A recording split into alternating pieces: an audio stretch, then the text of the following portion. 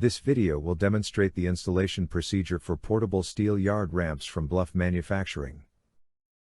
To begin the installation, insert the top of the T of the ramp clamp into the slot on the yard ramp apron and rotate 90 degrees. Insert the fork into the ramp clamp pocket and tighten the screw to secure the clamp to the forklift. Before installing the yard ramp, please constrain all the truck movements with the help of chocks. Bring the ramp onto the truck with the help of forklift and then fully release the pressure from the pump by twisting the pump release valve through the hole in the side of the ramp. The ramp should lower and the front lip of the ramp will land in the truck bed. Leave the pump release valve open during all loading and unloading operations. Loop the chain back into itself to secure any relative movements with the truck. Loosen the ramp clamp from the forks and rotate to remove it from the ramp to start using the ramp for loading or unloading the truck. To use the ramp, the forklift driver should slow down before entering or exiting the ramp.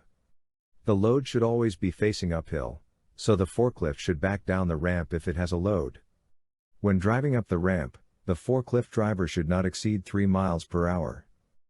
If there is no load, the forklift can drive forward down the ramp. The driver should not make turns on the ramp, only go straight up and down.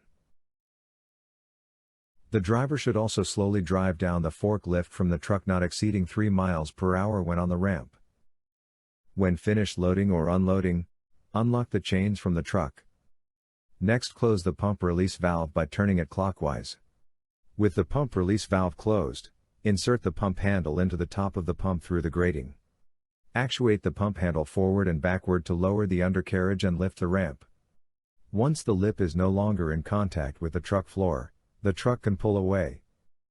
Once the ramp is raised fully, use either the ramp clamp or tow bar to pull the ramp away from the truck. Call or visit our website for more information.